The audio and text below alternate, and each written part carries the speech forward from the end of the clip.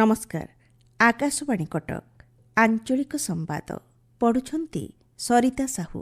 प्रधानमंत्री नरेंद्र मोदी आज अपराह्न नुआदिल्ली रे सेवा तीर्थ एवं कर्तव्य भवन 1 और 2 उद्घाटन करिवे। संध्यारे सेवा तीर्थठारे एक सभा को श्री मोदी संबोधन करिवे।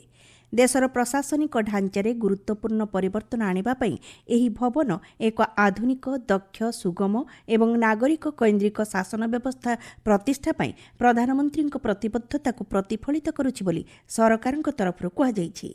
सेवा तीर्थरे प्रधानमंत्री कार्यालय, जातीय सुरक्षा परिषद सचिवालय एवं कैबिनेट सचिवालय रहिछि। कर्तव्य भवन 1 और 2 रे अर्थ, प्रतिरक्षा, स्वास्थ्य और परिवार कल्याण मंत्रालय परि अनेक प्रमुख मंत्रालय कार्य करिबो। लोकसभा शिल्प संबंधी संहिता संशोधन विधेयक 2026 पारित होईछि।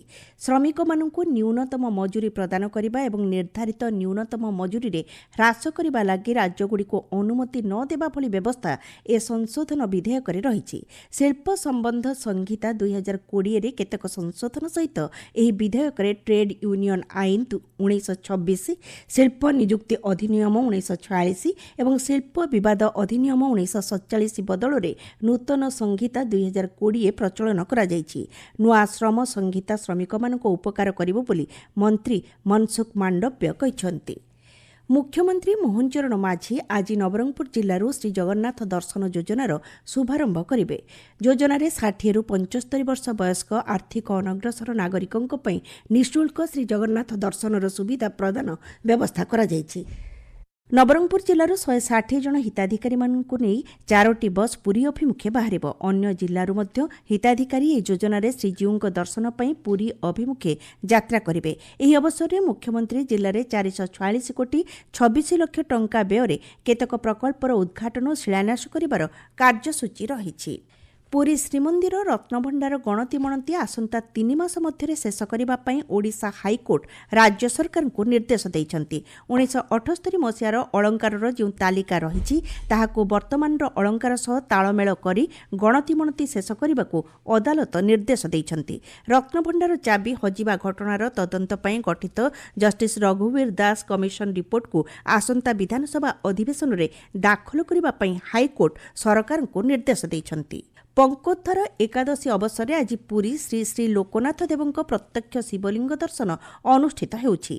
परंपरा अनुसार श्री जगन्नाथ भंडार रक्षक प्रभु श्री श्री लोकनाथ देवों प्रत्यक्ष शिवलिंग दर्शनर सौभाग्य आज प्राप्त हेउथिबा हेतु भक्तों समागम होइछि। भक्त मानक द्वारा अर्पण करा जाइथिबा नैवेद्य समेत पंको को शिवरात्रि पूर्व कढ़ाजिब।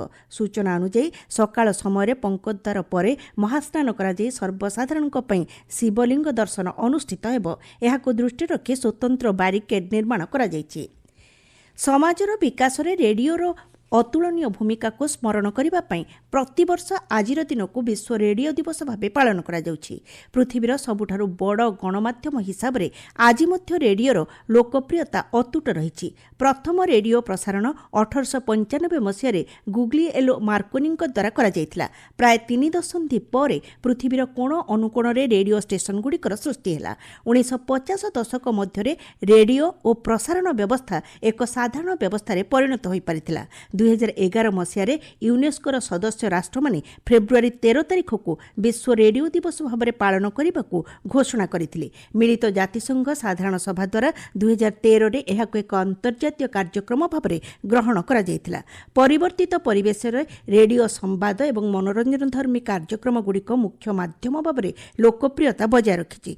चलित वर्ष रेडियो दिवसर वार्ता हेउछि कृत्रिम बुद्धिमत्ता एक उपकरण, एक स्वर नुहे। उच्च माध्यमिक शिक्षा परिषद द्वारा परिचालित युक्त 2 परीक्षा चलित मास 18 तारिख आरंभ हेब। परिषद कार्यालय मिलिथिबा सूचना अनुसार आज 30 जिल्लार परीक्षा परिचालना हब को प्रश्नपत्र पठाजिब। कड़ा सुरक्षा दृष्टि चलित वर्ष प्रश्नपत्र नेबा निमंते गाड़ी रे जीपीएस लगा जायछि। राउरकेला स्थित बिरसा मुंडा हॉकी स्टाडियम रे गतकाली अनुष्ठित मैच रे अर्जेंटीना भारत को 8-0 गोल रे परास्त करिछि।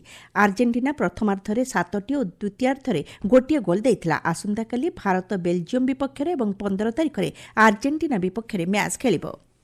आंचलिक संवाद वर्तमान पई एतिकी। परवर्ती आंचलिक संवाद सुनि परिबे अपराह्न 2:32 रे।